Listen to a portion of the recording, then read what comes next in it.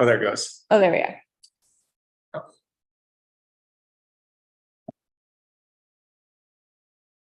Cool. Okay, good evening, everybody. Welcome to a work session of the Silverton Board of Trustees. It is April 3rd, 2023. The time's 5:01 p.m. and I call this work session to order. Roll call, please. Sure thing. Trustee Davis. Trustee Cranker. Here. Trustee Harper. Here. Trustee Bierma. Here. Trustee George. Mayor Pro Tem Barney. Here. And Mayor Furman. Here. All right, it seems we have 5 out of 7 trustees in attendance tonight. Thank you very much, Matt. I lead off here. Yeah, please. All right. Thank you all for attending our work session tonight. Originally, we had planned on talking about our CLG, our Certified Local Government Ordinance, but that's actually going to the Planning Commission. So we did a little switch and we are now going to be talking about our cemetery tonight, since this was requested by the trustees probably back in, I want to say September or October of last year, to do a work session with the cemetery or the cemetery committee that we have, and talk through kind of the committee's structure and if they're advisory, if they make decisions, and then also talking about the cemetery fence as well. So those topics here. Our goal of this conversation is to talk about the cemetery board, who we have 2 members of our 4 members that we would normally have. So we have Kelly Freeze here, and we have Scott Fetch here. And then who's missing is Casey Carroll and Bev Rich. And so these are 2 of our representatives on our cemetery board, our cemetery committee. The issue I was having was I couldn't find when a cemetery committee was actually formed, or it's never been a formal part of our boards and committees. So I just kind of wanted to bring that to light on where we're at with the cemetery committee. And I'll probably start off with kind of looking, we put together some stuff here, our financial snapshot of where we're at with the cemetery fund, and then organizational structure and responsibilities. And in here, you'll find an MOU, a memorandum of understanding with the Historic Society. And this was something that we had executed a couple of years ago, actually 2021 now. And now we're looking at it to kind of modify on how we designate tasks with the Historic Society. Now, the Historic Society has taken a huge role in the cemetery in the past and up to the very present, actually. And so we want to recognize all the work they have been doing and kind of define our roles moving forward. I think where we want to start tonight is talking about the cemetery committee. And it would be staff's recommendation maybe to dissolve our current cemetery committee and just work directly with the Historic Society board. It seems like we've had some miscommunications and lack of clarity on whether we're advisory, whether they're directive, like just kind of, it's just been a little nebulous. So we're asking that maybe we have some clarity. And one of the ways we thought we could get that clarity is by formally dissolving that committee and working directly with the Historic Society.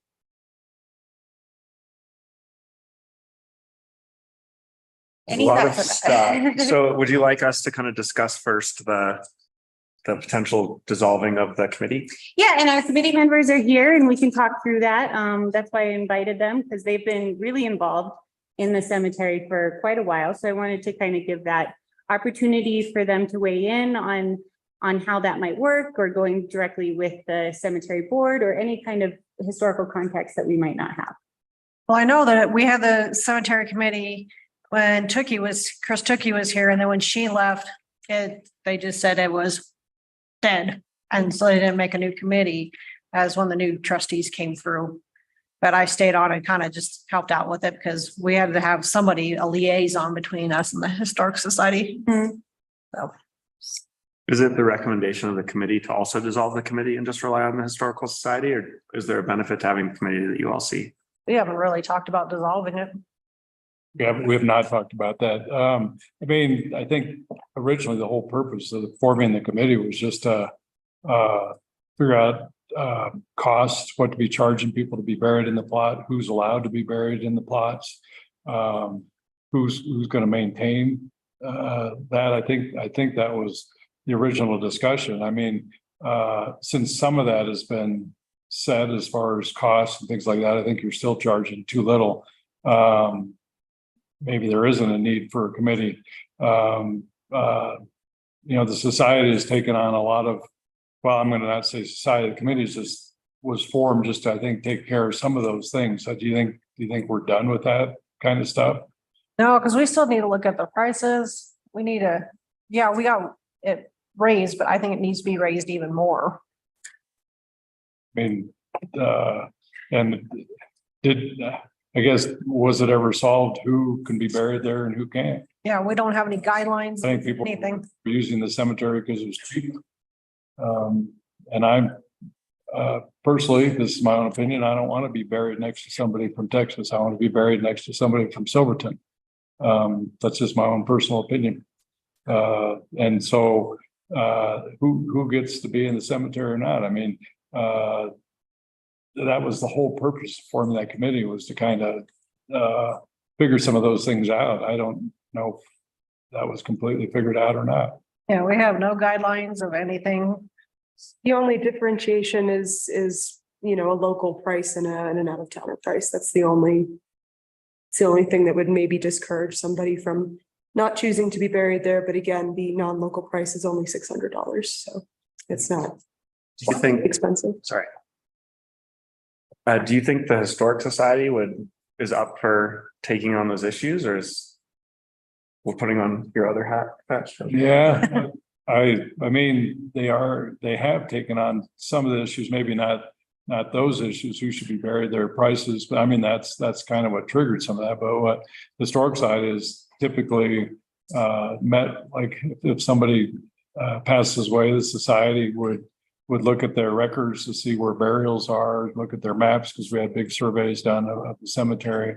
They would a lot of times go with the bereaved to the cemetery to help them look for that plot. I mean, you guys have kind of talked about taking that on. Do you guys have time to do that? I mean, to go with a family up to the cemetery and say, this is where we think this is open, this isn't open. I don't know. I feel like the town's pretty strapped. I have been, that's what I've started doing. And I mean, actually, I've been in the summer. We created a system to actually assign plot numbers based on coordinates. And I took at least 3 different people or families up there and found an empty spot, dropped a Google Maps pin and gave them coordinates and assigned them a plot number and took pictures of the location for them. I think that's just something that needs to be made clear, whose responsibility that is. That was, the society, and that's I think some of these things are what have made why Bev and Casey aren't here, is that some things the town is kind of taking on things that the Historic Society has always done. Personally, if it gets done, that's fine. I don't care who does it, as long as that's getting done. But that's, I think, it's kind of a change maybe. And I know Bev has done that. Casey's done that. Frida used to always do it. Would take the bereaved up there. So I think we just need to set those guidelines of who does that. I think you guys kind of figured out who collects the money. The town collects the money. And there were just little things brought up. The town or the society has always done cemetery work day. We'd like to continue with that. Bev pointed out that it's always us that do it. There's never been a town board member there at the cemetery work day. There's never been Kelly probably was there, but there hasn't been that involvement from the town. I mean, there's a lot of times not even involvement from people who have had their family buried there because they're taking care of their own plots. But there's usually it's always that same small group. I mean, we have a group of 20 Mormons from, I think it's Aztec or Cortez or whatever, coming up to work on our cemetery, which is great because we need their help. But we should be working on, all of us should be working on our cemetery and take pride in this historical spot. Because this is, you might not realize it, but it's one of our big attractions in this town. People really like to go up to that cemetery. They like to take the cemetery books up there. They're done by Frida. It's made it quite an attraction. So I think the Historical Society wants credit for all the things they've done, and change is a hard thing. But to me, whoever's doing it, as long as it's getting done.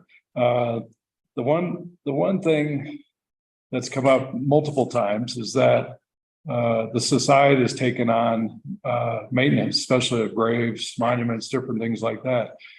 Bev pointed out to me today, the reason they took it on in the first place is because the town wasn't doing it. And a couple of our members are definitely afraid that the town is not going to continue on with that maintenance. I know you got that big chunk of money, but you guys are slammed right now. You're trying to do potty park. You're having to worry about new maybe sewer plant down there. You guys have a lot of projects, and I'm not sure if the cemetery is a priority. It is to the Historical Society. I mean, that's our thing, is history. So the society itself is worried, and the cemetery committee too, is that if the town took on maintenance, especially it's fine county plowing the road and town doing trash pickup and things like that, but who's gonna use that money that's been collected to spend on graves restoration? Those things are really, there's a lot of things happening where these things are falling apart, and I think you guys as an entity have to look at whether you can actually maintain that or not. And if you can't, you have to hire somebody who's, just summer help, that just because that's the only time we're going to be able to work on it. Or of course, the society and the society is very good at getting grants. If we could use some of the money that's in there right now to leverage a grant for restoration, different things like that, I think that's a good idea. But I think we have to figure out, especially on the maintenance issue, who's going to do it, who's going to ramrod that. It's fallen on the society's shoulders many times because the town was not doing it. And I feel even now we could ask the town to do it, but you guys are slammed right now. So who's gonna do it? And the society and the committee should be asking that of themselves too. Who's going to do it? And just having something as minuscule as having a rock mason in town. There's hardly anybody that can do rock or brickwork right now in town. It's just a hard thing to find somebody that like John Richardson. He has that skill, but he's slammed himself. So I think that's just something that we have to examine, and I think that's where I think that's one of the reasons Bevan and Casey aren't here. They were just unhappy with some things. I urge them to come here though, because I said it's a work session. We can't hash any of this out unless you're here to tell us about it. Whatever. I mean, that's an awesome amount of context and really helpful for all of us to know for this discussion. I kind of want to I'm agnostic as to whether or not the cemetery committee continues or if the stuff gets delegated between the town and the Historical Society. I think what sounds like everybody involved wants is clarity about who's doing what. And I guess the question is, and it sounded like the cemetery committee was focused on kind of a pretty narrow, important, but specific couple of things. And I guess the main question would be first, like, does either the town or the Historic Society want to take those things on so that the committee doesn't need to continue? Right. Plus, the Historic Society and the cemetery committee overlap pretty significantly in terms of membership. And I think that's the first question is like, first, do we need the committee? Does the committee want to continue? Can we create clarity among those three entities? Or just do a subcommittee? And then once we decide yes or no on the committee, then I think we can help facilitate the discussion about who bears what responsibility. Does that sound? Yeah, no, that's fine. But I also feel like, I don't want to speak for the board, but I feel like it's really up to the Historic Society and the members of the committee as to whether or not the committee continues or not. And then we all can work together to define the roles better. I guess I could ask Kelly or Todd, do you feel like we're getting anything done with the cemetery committee, or do you feel like they're meeting? And I definitely agree. Is that we have to have clarity of who does what. I think if we had that, then we probably wouldn't have any need for the committee, really. I think, and the committee existed. Kelly, you guys were doing things before the fence issue came up. Is that correct? Mhm. Okay, so, but I felt like, as the fence issue came up, that became one of the priorities for the committee, was trying to figure out what we're going to do with the fence. And that's, I don't know where we go with that one right now. So that's a good question. Do we need the committee or not, or do we just continue as trustees doing their thing and the society doing their own thing? There's kind of always like a little subcommittee. Well, I mean, with the society, I didn't even want to call it a subcommittee. It was like Frida. I mean, Frida just led the charge. I mean, she took care of everything, because every tidbit she got from the folks that are going up the cemetery, she's putting in her cemetery book and stuff. So it's nice when you have a fanatic, because lots gets done. And as you've seen with any group in town, if you lose your fanatic, then the group kind of just gets set aside, I guess. So I don't know if we need the need for a committee or not. Could ask Todd or Kelly what they think on that.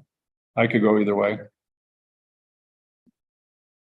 My initial thought was working directly with the Historic Society would maybe be a little bit less redundant if they have the capacity to consider the issues. I think the issues remain the same as far as what needs to be discussed as far as cemetery guidelines, Sure. lot sales, and that wealth of knowledge is really held by the committee members and the Historic Society. So the town, in one way or another, needs the assistance of kind of these folks who have stepped up over the years and have, in all honesty, carried it for 30, 40 years plus. So as long as that collaboration is there, I think it can be all the same people involved, but we're getting a little bit more of a direct conversation going, because there's also been times where I feel like the committee has maybe not reflected the views of the Historic Society. So there's been a lack of clarity there. But so I think the effort here was to just, if the Historic Society has that capacity, all they would need to do is contact me, and I can give them a direct line to the Facilities and Parks Subcommittee, which is a direct line to the trustees. So it's really about just how can we clear up those communications? And I would encourage everybody who's kind of in these conversations on either committee, or in your case, Fetch, serving on both committees, that really we'd encourage that involvement and the personnel involved just to remain the same. But let's kind of get rid of that game of telephone going on between the three. And if the Historic Society has concerns or work recommendations or needs grant matches or anything like that, we can use the Park Subcommittee as a direct channel to the Historic Society, cleaning that up a bit. So that would be my recommendation. Yeah, if we could get some definite clarity of stuff as the who's doing what. We definitely need guidelines. There are some things that we've talked about before, that like a pamphlet, so people know what the prices are, how it runs, who they can contact, stuff like that. That would be a major helpful thing. And then, like I said, looking at the prices again. So, and there was a long list. I'm sure we could populate a list and keep that. Even if the Historic Society can just dedicate a small portion of their meetings, I know they do a bunch of other things besides just the cemetery as well, but maybe we can start knocking some of those things out, and you can just kind of have a portion of each meeting be specifically about the cemetery until we feel we're caught up. That sounds like a good idea. Yeah. Just put it on our agenda several times in a row.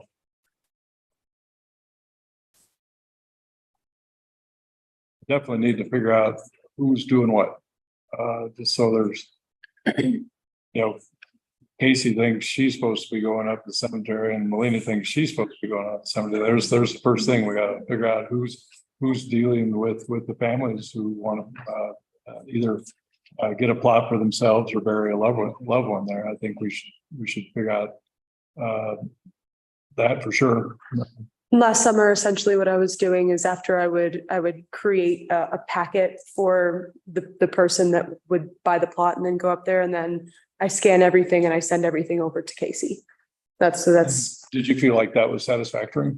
For the way that we've been functioning, it did seem to satisfy both our needs and what Casey was looking for as far as record keeping. Yeah, that's what I was doing too. There's a matter of, once somebody passes, the one hard thing is getting a copy of the death certificate, because we have to have that. I know there's probably still one that hasn't given up a copy of its death certificate yet. That's possible, yeah. So that's kind of hard to do. I think some of this came to light because we saw a dramatic rise in plot sales. Yeah. And at least in my first couple of years in the job, it was often who was available on a given day. Because sometimes it can be urgent. So sometimes Casey would have the capacity or Bev would have the capacity. A handful of times I went up and did it. I know Melina's done it. I know Kelly's done it. So a lot of times it was ever who was first to raise their hand is who would take care of it. So I think one of the goals here with that SOP is to have a very clear structure. And I know at times also it's been frustrating for the families. If they're trying to contact someone either at town hall or the Historic Society or vice versa, and they're not even sure who they should be contacting, it can become really frustrating really quick. So the SOP that Melina and I worked on kind of came out of need because all of a sudden we saw this large rise in the demand for plots. Well, and that's why we also tried to create a system to provide people with coordinates and an assigned number, because I mean, I'm getting calls of people that purchased a plot here 30 years ago, and I have absolutely I have paperwork, but I have no idea where they are supposed to be or where they are wanting to be in the cemetery, because there's no record of what spot they've picked or where they would like to be, and it's very frustrating for them to have to tell them, I don't know. It's not an acceptable answer. And that's where that streamlining may come in handy, because those are records the Historic Society may well have that Melina doesn't have access to, or Usually I tell them to go to the Historic Society and see if they can find more information. And have they found that information? I mean, did Frida record that somewhere? No, I'm saying people that purchased plots for themselves 30 years ago, and now they're calling just to find out if I know where their plot's supposed to be. And I wonder if the society has that information. I truthfully can't tell you. I have no idea. So one of the thoughts that I had, and it's reflected in the MOU, is kind of a forward and back looking approach. That's why some things are striked out, some things are added in terms of responsibility. And the thought I had was the town does have the capacity for new plot sales to run them through this new filing system and look forward as far as plot sales go. Mm-hmm. And we thought maybe we could relieve that burden off of the Historic Society, and they could begin to look backwards and digitize those records. There's some really great apps out there that use geolocation and offer family histories as far as why people are buried, where they are, when they were buried, exact coordinates. And that's kind of becoming the industry standard, is these databases. And then what it also does is it opens it up to the world. So if you're looking for someone and you don't know where they're buried, we can be part of these larger databases that are kind of the industry standard, where someone in Michigan or New Jersey or, California could be searching through our records and we'd be part of that larger That was information that's available. I think that's a great. So we liked the idea of the town looking forward and maybe the Historic Society starting to work their way backwards to digitize those records, because there's a lot. And I'm sure that they do have them, and I would like to be able to tell people, yeah, I have the information for you. This is the plot that you purchased. This is where you're going to be in the cemetery when the time comes. Yeah, that's one thing we've had on our list, is getting public records available for people some way, somehow. And if we were on a standardized system between Town Hall and the Historic Society, we could both be populating that simultaneously, and there wouldn't be a gap in record finder information. I think that's a good idea. Yeah. I truthfully don't know what we have as far as society records. I mean, we do have Frida's tremendous work. So at least we know the history of who's buried there. Mhm. We might not necessarily, I mean, I don't know how many you guys may know. I think there's a couple thousand people up there that have no markers. So I think it was 2,000 unmarked. And these applications are actually pretty remarkable in the sense that if we don't have a record and the Historic Society doesn't have a record, but a family member knows, they can go onto that app and they can populate the information they do know. And we can start filling in the blanks. It's similar to like Wikipedia, where it can be edited by anyone can be an editor on it. And then it would send a request for an edit, and whoever the administrators are, whether it be Bev or Casey or Melina, they can approve those edits. And and we could also begin the process of essentially taking that information from Frida's books and adding that to those records as those digital records as well, because we have so much information that Frida prepared over the years that really all we'd be doing is kind of like copying and pasting into this digital format. that would almost be nice if we could digitize the cemetery books.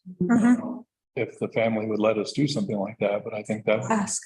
would be a tremendous asset if we could do that. And just if you guys have, or we have some type of records, once Frida passed, who's keeping up the records for volume 3, because I think I like that history of every person that's buried there, whether it was yesterday or 100 years ago. And it would be nice to be recording all that information in a digital way so that it could be added to volume 3 or something like that. But Great. Yeah.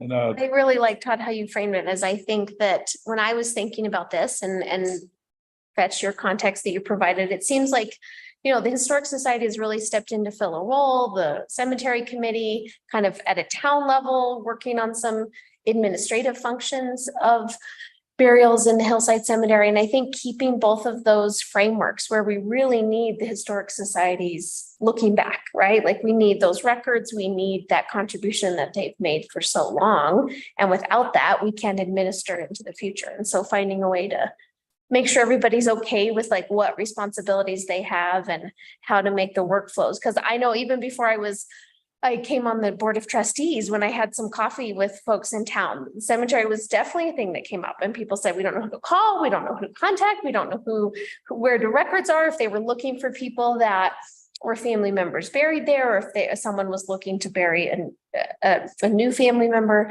that had deceased, and it seemed like there was a lot of lack of clarity in the community about who to go to for the information. So at least from what I heard, if we can find ways to just make that more just simplify it, easier.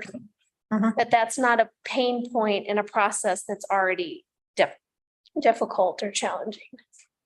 So I think also it's a byproduct of growth in some way. I think the town was limited on funding and capacity at various times throughout its history. So often we've seen this in other areas as well. Often things were delegated to wherever there was capacity, and the Historic Society created a capacity to do it. I can't understate how much they've carried the cemetery really in good faith and unpaid for decades and decades. And I think what we're saying now is the town does have some capacity to pitch in a little more than we've contributed over those years and relieve some of that burden. But we want to relieve that burden without discounting that it's really been the Historic Society. It's really their baby, and they're the ones who have really carried along in that gap of the town being unable to do so. Yeah. So it's time we probably relieve them of some of that, or at least aid them more significantly than we have been able to in the past. And that's not the fault of anybody. That's really just projects kind of land wherever there's someone to raise their hand. someone who can raise their hand or take it. So Sure. I think this structure would be. That was well put. As far as what I think has happened, the society did step in because there is a need, but now the town may be able to get the ball going and maybe relieve the society of some of those responsibilities. Doesn't mean that the society doesn't want to be involved. There's especially with restoration of monuments, the history of those monuments, helping to find out, even when you do a grant, you gotta say you're gonna do such and such 3 monuments, you still have to have a little historical thing in there describing who's buried there, what's the Russian princess or something like that, to put that in context for your grant or even something like that. So, but I mean, personally, I'd love to see the society relieve some of those now, whether Bev and Casey are willing to. I wish they were here because what everybody's saying is making sense. I think the society has to realize, and the committee has to realize who's going to be responsible for what. And I think that would just make our lives a lot easier.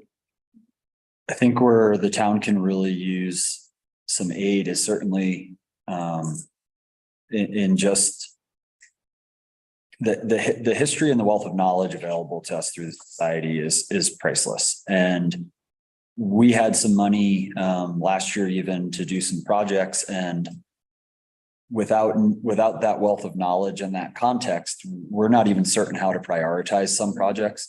So we ended up contracting John Richardson to do some masonry repair, particularly on that Princess Grave site, I believe it was.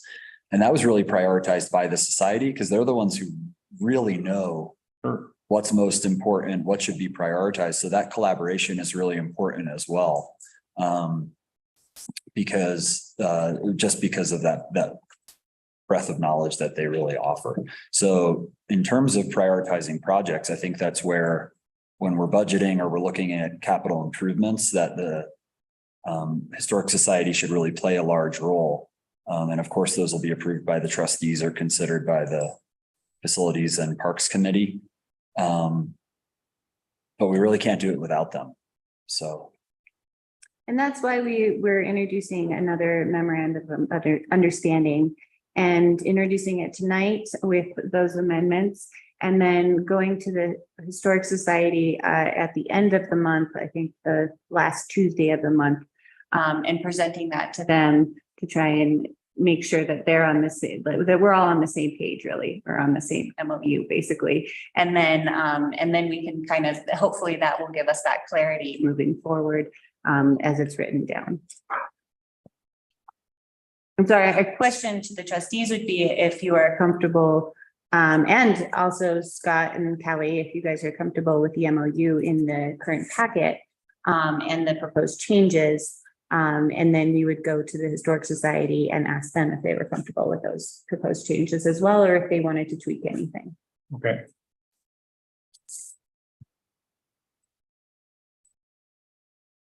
I know we have that we have money in the fund. If we needed more money, could we even use tourism fund money? Some of that tourism fund money was better end of the town, or make, like, especially like your historic attractions. The cemetery is definitely one of those attractions. I think we could probably use tourism fund money.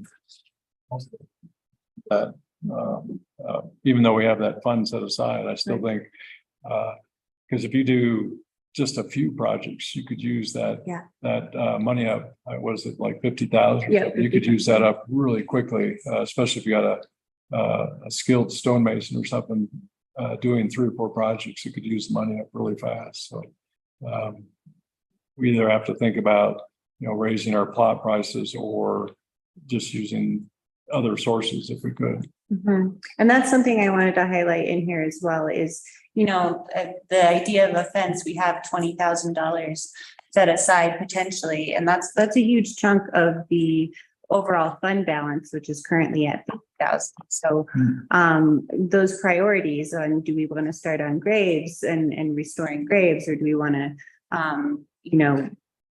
do an app so that people can find their loved ones? Or do we want to put a fence? Like, there's all these different choices kind of to make in there. And if we had maybe direct guidance from the Historic Society on the priority of that, I think that would really help as well. Okay. And I think answering the kind of administrative question on the town side as well, like if the town, like Todd, you put it, I like to put is looking forward for kind of the administration of purchase of plots, assignment of coordinates or assignment of a plot, we still need to know which plots are available, which plots are not. And so figuring out a way that we can administratively work through that, whether that is, someone that's able to digitize it for, however many weeks that takes or all that stuff. So it seems like having input from the Historic Society on priorities would be. We've done those surveys and different things like that. You guys have that, so you can say, no, you can't go here, you can't go here. You guys have all that, right? We do. We could probably use an updated one. I was gonna say, it would be wonderful to update. They're expensive. I mean, you need to get a grant maybe or just pay a surveyor to do it, but it would be. The ones that I've seen are, unless there's other ones out there, they're not super precise. They're basically numbers all over a map, some of which are overlapping. So, I mean, we really need something that's probably like closer to the foot. Very defining. The inch. Yeah. Yeah, no, I agree. The ones that I've seen are generally kind of broad strokes, and I think we really need to know for certain.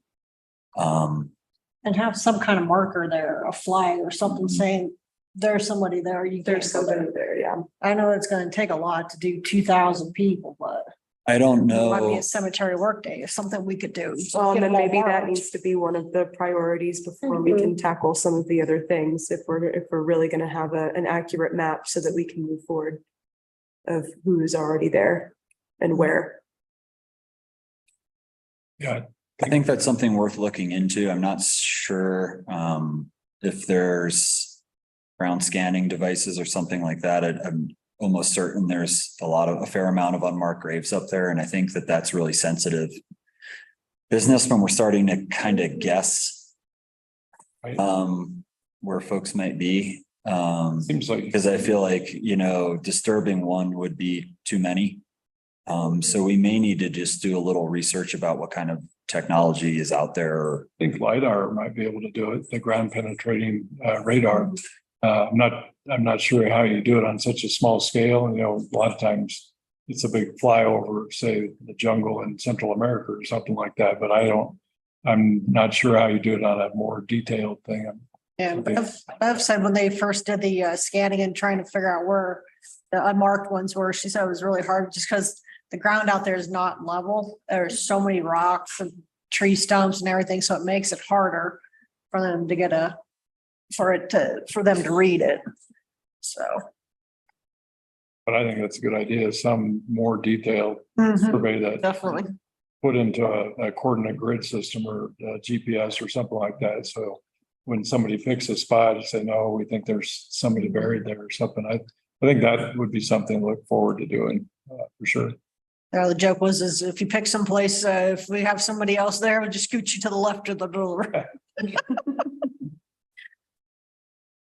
While we're talking or I'm listening, I'm trying to think about it seems like we are in a classic work session mode where we sort of swing back and forth between really specific sort of details about a particular project. And then we'll sort of swing back to what's the overall vision and structure. And so I'm trying to hear the details and think about how they would fit into some sort of flow chart or organizing system. And I think I'm just still a little confused because, and I'm wondering, and I think the people in the room there have the answers to these questions, but it just sounds to me like we have these categories of, kind of components of the cemetery, from administration to prioritization and projects, kind of projects being prioritized. And then it kind of goes to the details of those projects. So if the project is mapping and documenting, then it's, how do you map and document and what's the best system? And so it kind of leads you down the detail road. And then we have this other component of what's the town's role? Where does the town kind of touch? What are the touch points for the town in those things? And I think I'm missing maybe a couple other sort of bigger categories. And it's leading me back to that original question of just what's the role of the committee and how does it fit into the overall efficiency and kind of not just efficiency, but maximizing the contextual and historical knowledge that the Historic Society brings to like all of the discussions. So we could get into a discussion, maybe quickly about like, how do we collect data on where people are buried, and then what kind of application is the best, and how do we put it into that application, and who has access, and like down to the nitty gritty of like, what's the password?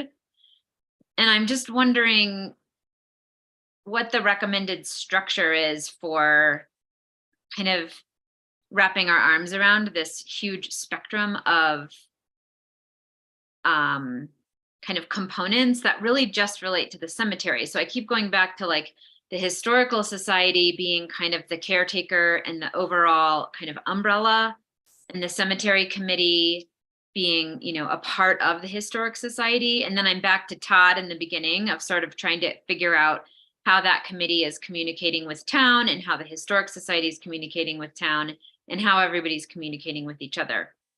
And so as we're hearing these like details on the projects, I keep kind of losing sight of what those details are, because I keep trying to put them into the flow chart, and I'm not sure what the flow chart is.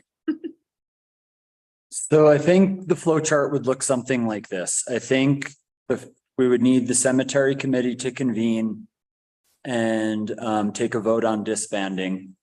And then we would need trustee approval to send this draft MOU, which is definitely a draft, over to the Historic Society for their approval or input or for modification. It would come back to the trustees again. And at that point, we'll have established the structure, which is the Historic Society collaborating with the Parks and Rec subcommittee. At that point in the flow chart, I would recommend we have our inaugural meeting where we start identifying projects and priorities. And then we'll go to the board and we'll start prioritizing and starting to try and knock things off. I think that's the path to progress. So we probably have, I believe the Historic Society meets at the end of this month. So we probably have a month of kind of cleaning things up, and then we can start identifying these projects so it's not so overwhelming, get them listed out and start prioritizing and bringing them in small doses to both the Park Subcommittee and to the Historic Society, ideally the Historic Society before they reach the trustee subcommittee. Yeah. And we'll just have to kind of stay on these topics and meet somewhat regularly, but we can start saying, okay, is it more important that we digitize things or that we survey, or are those the top two priorities and we need to defer some masonry work? We're not going to be able to do it all at once, but I think just spending that month organizing the structure and having those channels open will allow us to start wrapping our head around all of these projects and which ones are kind of rising to the top. Thank you so much, Todd. Yeah, so then once those projects can kind of rise to the top with the aid of the Historical Society,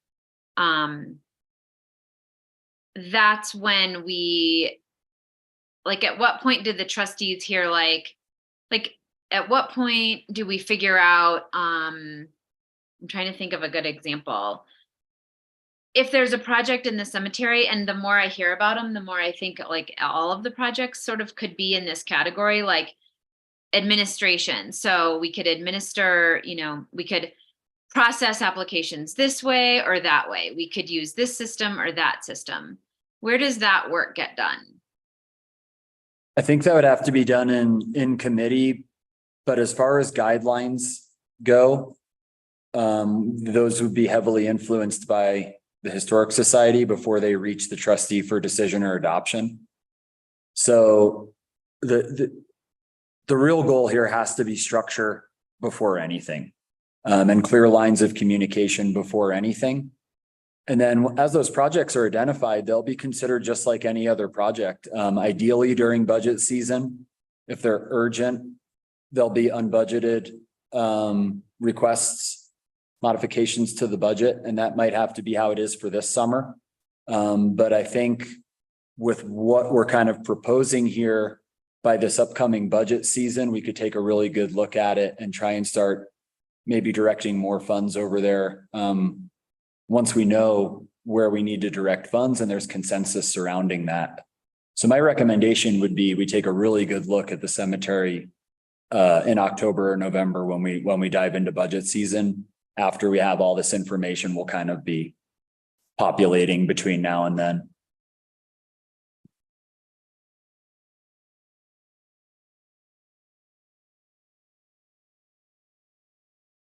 Scott, can you remind me or anyone in there how many members of the Historical Society board are they and who is on that board?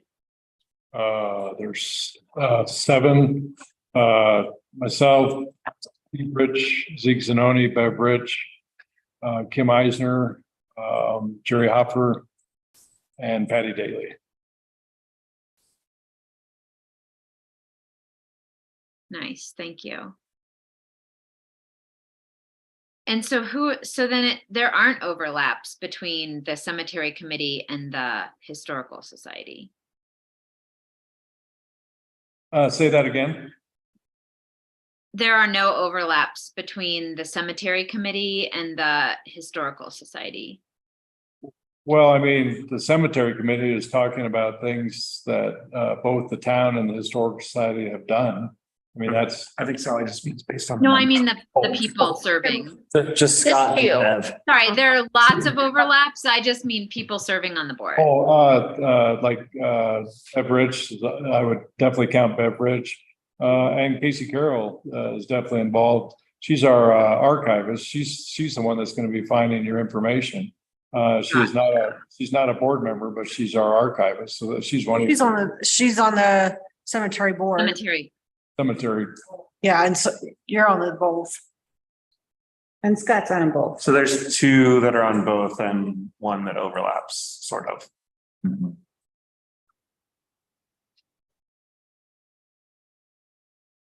And I wasn't on Gloria and I have the cemetery committee until the fence issue came up, and that's when I became involved. And Gloria and I have spoken with Bev and Casey and have kind of made a commitment that staff will, in one way or another, whether it's Gloria or myself, represent regularly at the Historical Society meetings moving forward, at least until we're caught up.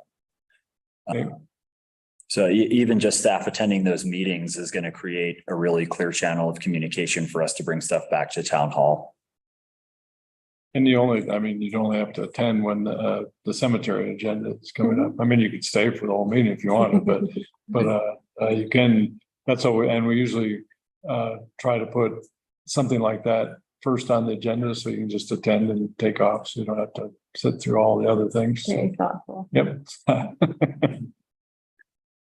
So I guess the questions for the trustees right now would be if you are comfortable with us taking this MOU to the Historic Society's meeting at the end of this month for their review to clarify our communication process moving forward, as well as kind of what to do with the current committee, cemetery committee that we have.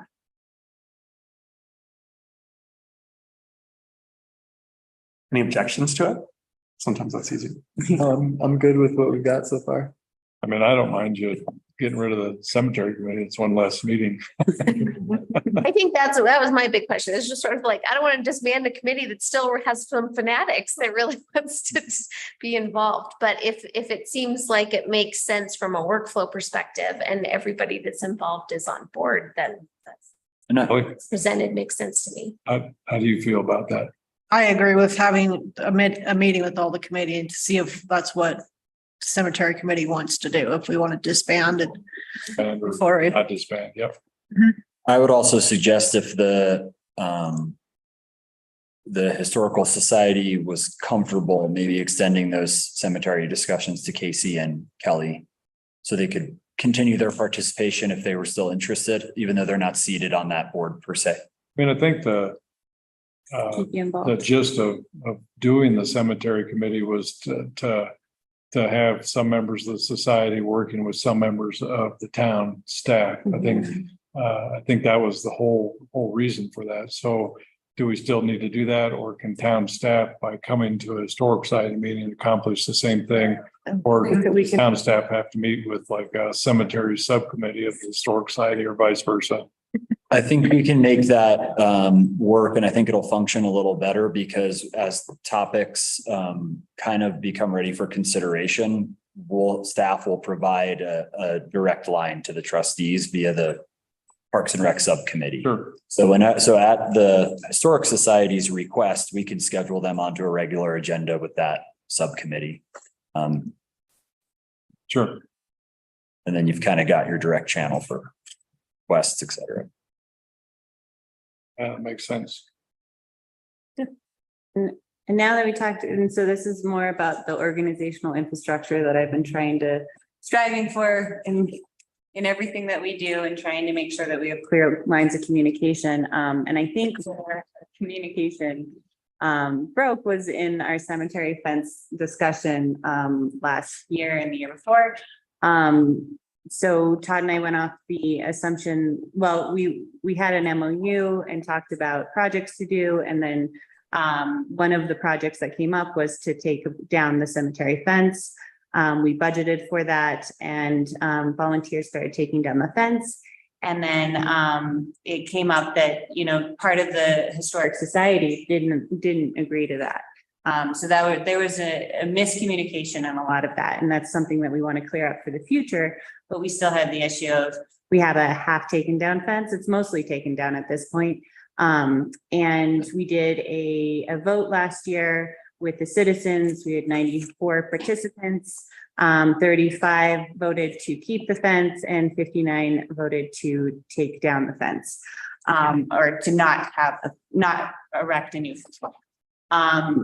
So we, at that point, was when the trustee said, well, let's talk with the cemetery committee and get their thoughts on this to move forward. We do have $20,000 currently budgeted for that fence. And we are seeking direction on where to go from there. Now, if we want to back up and wait for this, the communication with the Historic Society, we can do that. But I just wanted to bring this up to you all since this was requested. When they did the survey as to when about taking down the fence or not taking it down, I never saw anything about it. It was at the town hall open house.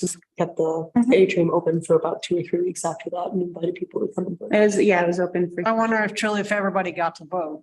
No. Yeah. You have to always be careful when there's 700 voters and you only have 100 respond. I saw that with the ski area too, where they did a survey and like they surveyed all the school kids, and every school kid says, yeah, expand the ski area, but that's a very, and when they had the ski area meetings, the people attending were the people mostly in favor of expanding the ski area. Let's keep on tap. Well, but I'm saying you have to be careful to take a limited number of votes, like 100 here. And is that what the entire town is feeling? Something like that. It was whoever happened to be in town hall and filled out their little survey and stuff. I think you have to be a little careful with that. And I don't know, does that reflect the voice of the entire town? I mean, it's hard to get the voice of that entire town for sure, but I just saying, be a little careful with something like that.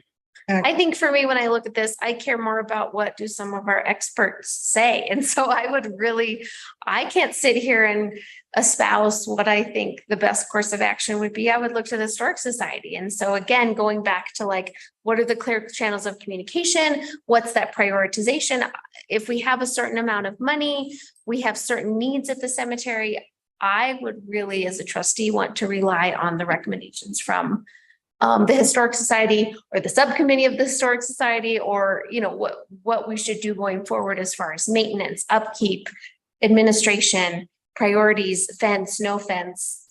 That's to me, I don't feel like I can make this decision based on 94 votes of something or based on lack of clarity in direction from from the committee thus far. So I would really look to the experts we have, and like we said, not necessarily our 94 voters here. Not to say there was some disagreement among members of the board. Uh-huh. Sure. Well, it was definitely not a consensus. But when you guys vote on it, please tell us what to do. Yeah. Yeah. Uh, You come up with your priorities, dollars spent, let us. I think we may need the Historic Society to vote on that, because I believe it was split last time we voted in a cemetery committee meeting. And to me, that the fence issue isn't just totally like fence or no fence. It's kind of like, how do we want to spend this money? I mean, if a fence is really important, then the money, we have to find money for it. If we're like, oh, well, not we, I mean, if the representatives of people who care deeply about the subject, look at $20,000 and think masonry work is more important, then masonry work is more important. I mean, I think we can talk about the fence, but kind of like Dana is always sort of bringing to light for us as a board, it's also a choice. So it's something, it's either this or that, but it's probably not both. And so maybe it's just, how do we want to invest in the cemetery, and what does that look like from the perspective of the experts? So for the And sake of who clarity, are in that 20,000 position to reflect that. 20,000 was to initiate the beginnings of a fence. It's going to be significantly more than that. So that was really just to have something in place to begin that work, because it would probably be either a multi-season project or something where we're doing it in almost phases where we can accomplish a portion each summer. Well, and I think again, it just goes back to prioritization. And so if we have a certain amount of money, if we have a certain amount of staff time, historic society or board time, volunteer time, dollars to pay laborers or workers or get a grant.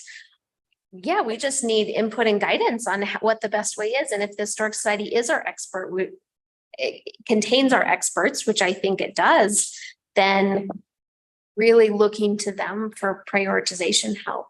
I don't see, again, I just think it's hubris of me to sit here and be like, well, I think the priorities at the cemetery should be this, and this is how I will vote. I don't have that expertise or background or context. And the only other thing that happened in this too was that it was a historical context, but it was also some folks expressing the fact that it was affecting migratory routes and different things like that, which that's not my bag. It's a Historic Society member. That's more for Colorado Parks and Wildlife or different things like that, as far as that expertise. But that was the other thing that was brought up into this. Let's pause. Can we, Let's pause for a moment. We just had a power surge that took Zoom down. So for the integrity of our recording, if we can get back up quickly. If not, Is still rolling, recording, but camera's still rolling, and we are still live on YouTube. okay, cool. So it was just the TV that went down. Perfect.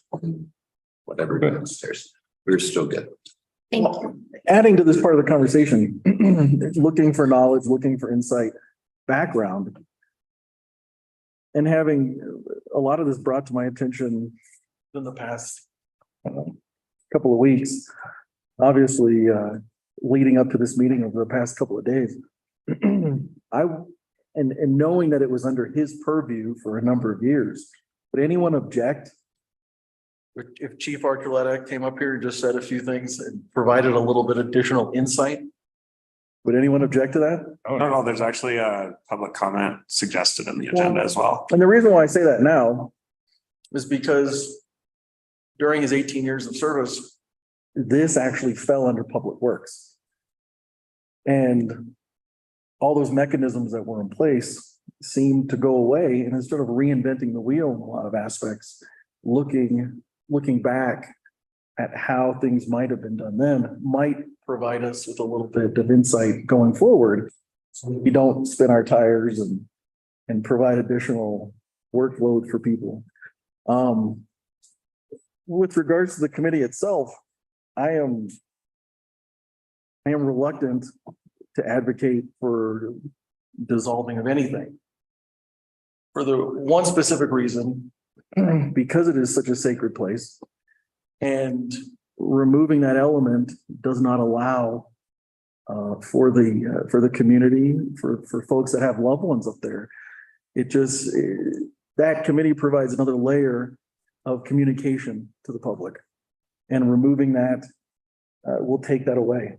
And I think not just being transparent, but trying to be understanding and caring and thoughtful that this is a situation that it's not just government looking over this, it's loved ones, it's people that care, they got family up there. I like having that additional layer of communication.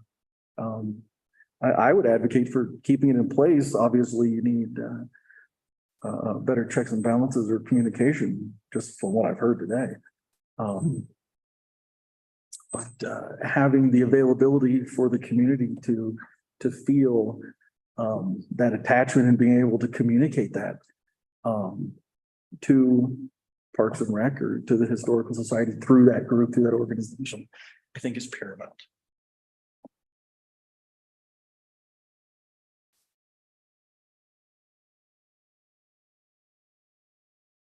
Gilbert, would you be willing to say anything? You will speak it. Was that okay? Yeah, please. Anyone? Yeah. First of all, thanks for the opportunity to let me speak. I'm Gilbert Archuleta, born and raised here. I know for a fact that there was a fence prior to the fence that was taken down. So basically, as far as I know, there's always been a fence around the cemetery since it was deeded to the town by President Roosevelt as the plot for the cemetery, where the cemetery exists. I had direct work with the cemetery for the 18 years I was employed by the town. I was a public works director. And at that time, the town trustees, the town had, which they called the cemetery committee.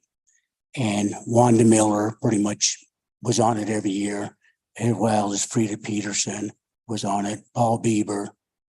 And what would happen was every year it was under the public works was in charge of watching for the work that was done. And every year the town would would put $5,000 into the budget for work to be done on grave sites. $3,500 that would go to wages to hire somebody in the summer to do the work. And $1,500 of it was for materials and Wanda and Frida and Paul would walk the area and they would look at it and say, okay, we want this site fixed. This doesn't have a headstone. We want a headstone.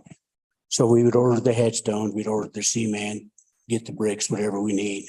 And then Gene Miller or Mr. Rich worked for us for about 10 years.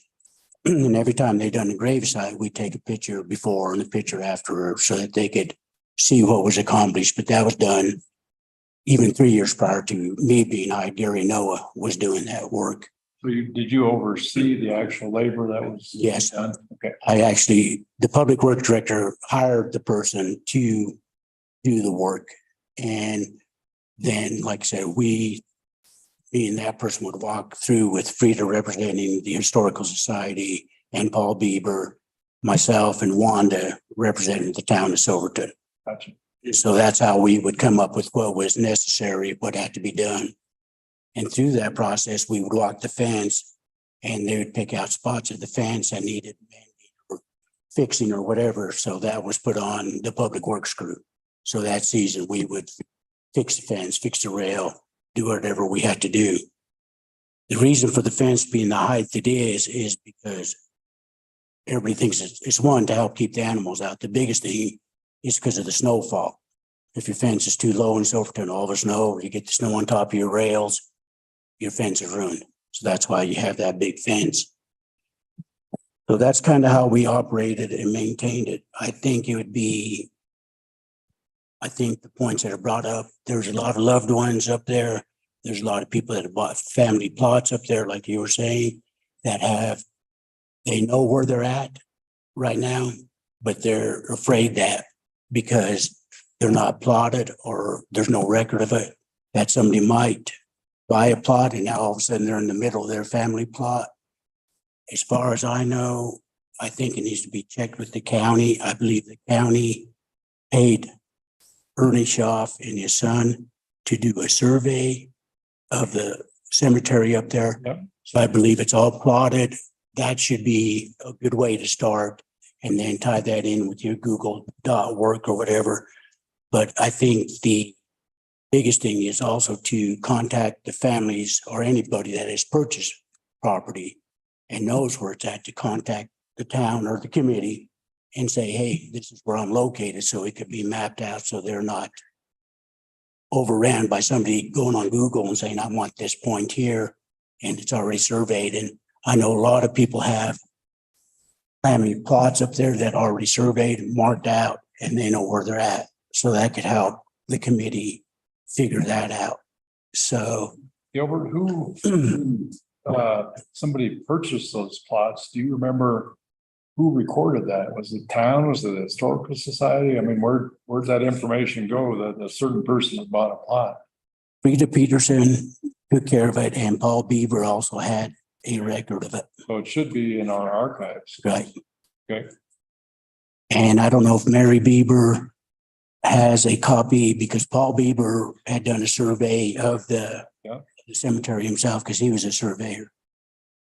So those are just a couple of things that I think that could help move things forward and maybe shorten the gap between what people, so don't get confused, and maybe find somebody that could say, hey, yeah, this plot's available, or the town, I believe, or the committee has to figure out a section of the cemetery and say, this is the only section we know that you could use at this time because we know nobody's buried there.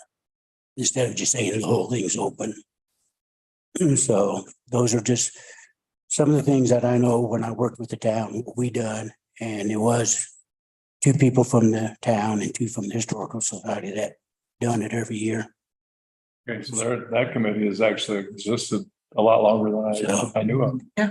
And when it was done at that time, it was always stated that the town was in control because the property would be to the town.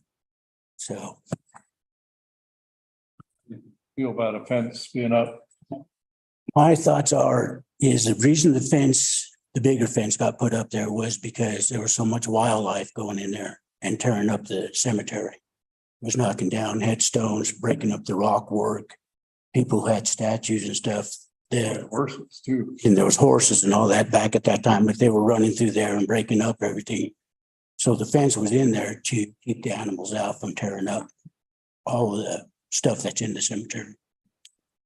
But I do believe it needs to be re-erected, and it needs to be something that's efficient. And I know a lot of people feel that a chain link fence isn't probably the most appealing thing, but dollar wise, I think the taxpayers and everybody have to look at it and say, what's less maintenance and what's more more cost effective. And that's why the chain link fence was put up. Question. What was the role as far as an actual act of putting loved ones, Okay. say this delicately, Or a friend or somebody, and Scott was been was the town's role to contract that or to? basically what would happen back then was usually somebody from the community that we knew, and you would get 10 or 12 people and you would hand dig the grave. I know personally, I dug 10 to a dozen graves up, Done that, man. helping out. And so I think it's actually a great question, because now you're selling somebody a plot, but there's really nobody designated to go dig that grave site. So you almost have to incorporate that into what's going on, because the old days of digging by hand are done. Or Is that not allowed anymore? I think it's still allowed. The only thing that I was telling them when they would come time to dig the plot, call Meisel, call Cody Bradford. I've been giving people Pete Meisel's number. And I think, that's great, but when people are buying plots, they need to realize that sometimes Cody might not be available, or Pete. Or it's the middle of winter, the ground is frozen solid. Gotta wait till the thaw.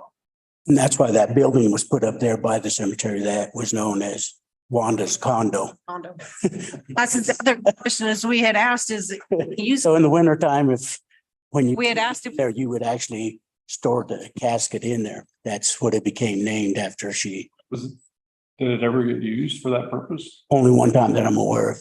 yeah, that's the question we had too, just a couple of years ago, because we had a gentleman passed away. Cody didn't get his grave dug, and so ended up storing him in the garage until we could get it. We were asking, could we use Wando's condo for that purpose? So I guess they did use it at one point, but we just, yeah, a temporary crypt. We're back to that again, is another thing. It sounds like Can it's we- just something that needs to be prioritized in the guidelines. Cody's not officially contracted by us, so I don't think the onus of that could really go on him if he's not available, but maybe we need to either designate internally with Public Works or contract someone like Pete so that it's a clear obligation as part of the purchase of the gravesite.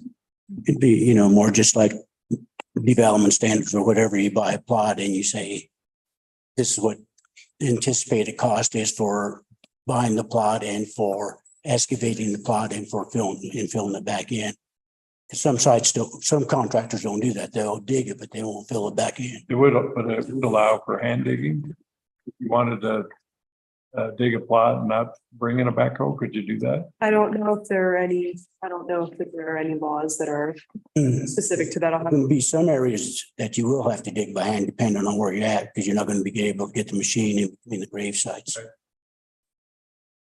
So those are some of the things like that. You done it back in the day, you would just use picks and shovels, and that's how you just dug them up.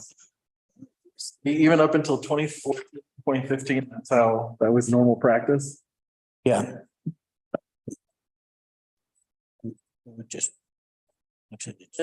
In my notes, speaking to an individual here in town, the cemetery fund would pay an individual, part-time summer employee, to work up there doing general maintenance, earthwork, and cleaning headstones. Yeah. That was practice during your time? During my time, yeah, funds would come out of the cemetery funds when plots were sold, that money was put in there, and then town would say, because they weren't selling a bunch and they were pretty cheap, their town would match or put it up to $5,000 to that budget year to get the work. That was like a summer position. Yeah. A 4-month position. You basically would start in June and be done in September.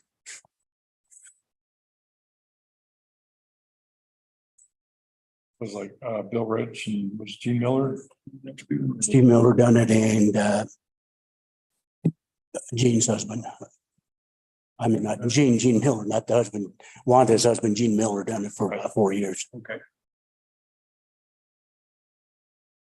Which I like that idea of just temporary somebody working in the cemetery for the whole summer. I don't know if you guys could budget for that or anything, but I like that idea when somebody was up there doing maintenance for the whole summer, you know, instead of just a couple projects, they were just up there doing maintenance. Because they were kind of, you know, in charge too. When they leave at the end of the day, they would check the trash receptacles and stuff like that and bring the trash out. Anybody else have a question? Thank you, Gilbert. Thank you. All right, thanks for your time. Thank you. Thank you.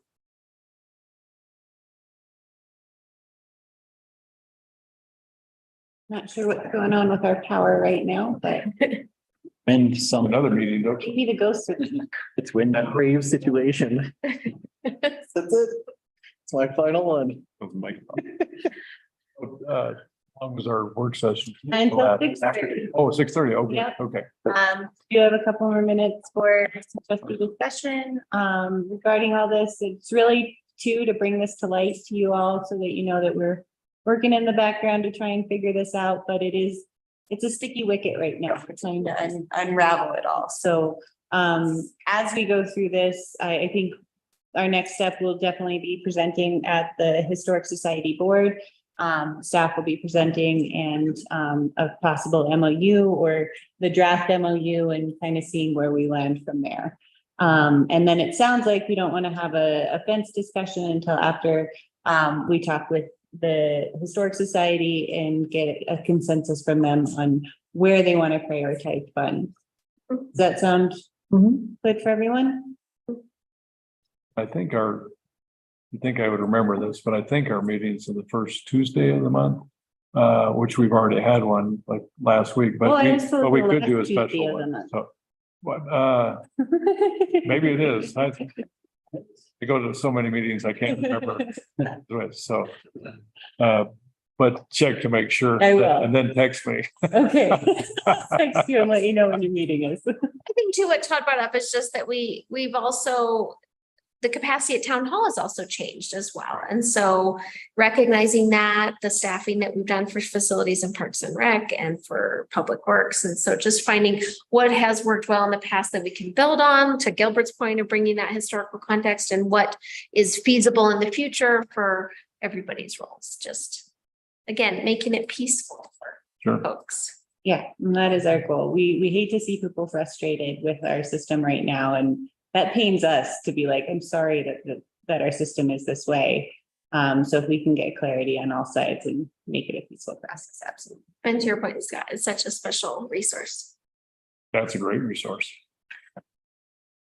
Our house in New Jersey shared a lawn with the cemetery, and there are people that would never buy it because it was right now. I mean, our kid played hide and seek in the cemetery stones growing up, and people were like, how could you live here? I was like, it's so peaceful, it's beautiful, it's special. And people do it. So many. It's a special place. Up there, the kids just loved it. Yeah. Cemetery book, we'd have a picnic and they'd run and look at different graves and come running back. What happened to this guy? What happened to this guy? It's important. I think this is all fresh in our minds right now, and we've really realized, at least in Gloria and I's discussions the last couple of days, just how much the Historic Society's done over the years to kind of carry this torch in the absence of the town. Sure. So I would just recommend to the trustees, at least from my department, that we consider maybe a proclamation for the work of the Historic Society on behalf of the cemetery, and potentially even some individuals such as Beveridge or some others that we've Especially identified tonight, just as we kind of, when it's fresh in the mind, it's really easy to remember, and then things kind of drift off. So now may be an appropriate time as we're looking at restructuring those things to kind of honor our past and also look into our future. So it doesn't just have to be the cemetery. We've done lots of other things. Yeah. we would kind of just maybe need a comprehensive list, because there's so many people over the years that we don't want to miss anybody, but. Thanks for coming. Yeah, no. Before we wrap up though, let's officially open up public comment. I saw a remote attendee and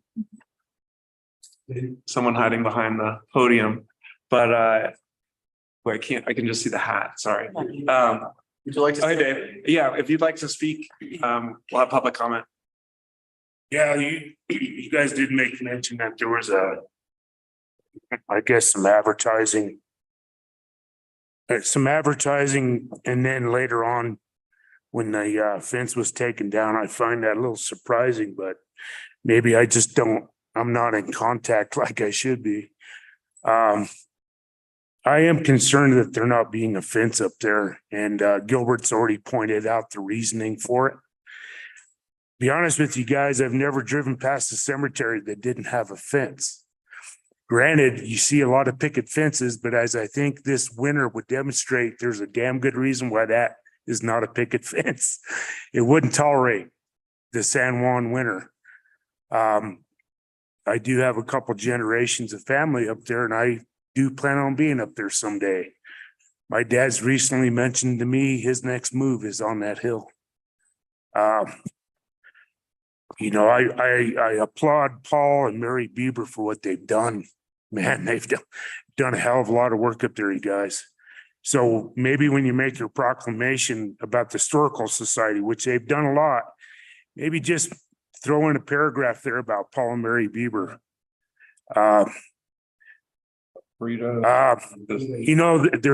There's a reason why that fence is there.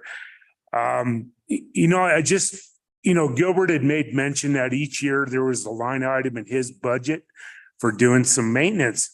I found it surprising that these people took the energy and the initiative to tear it down rather than maintain it. If you guys would have taken, when I say you guys, this group of citizens that showed up, if they would have put their energy into maintaining it versus just tearing it down. And oh, by the way, all the product that they tore down, guess where it is? It's still up there. They didn't even bother to take it to the dump or pile it up in an organized manner. It's still just laying there. So which looks worse? An unmaintained fence or just crap laying on the ground? So you guys gotta, whether you plan on being interned up there in the future or not, you need to take a step back and look at the people who have generations like this guy back here, my family. I can go through a long list, as long as my arm, of families that still live in this town they've got loved ones that are interned up there. Just keep them in mind, please. Thank you. And looking to Zoom, if you're on Zoom and would like to make a public comment, please click the raise hand button. And we're happy to promote you to panelists so that you can speak.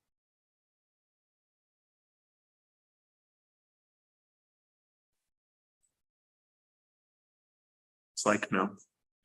Any closing thoughts or remarks from anyone?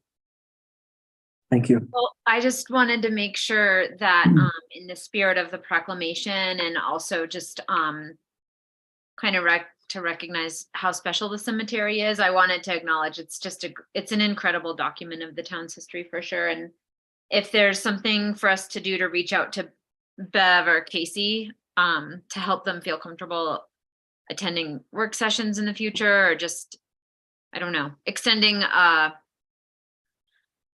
a note of gratitude for their service and somehow creating a space where they can participate, I think we would benefit from their input.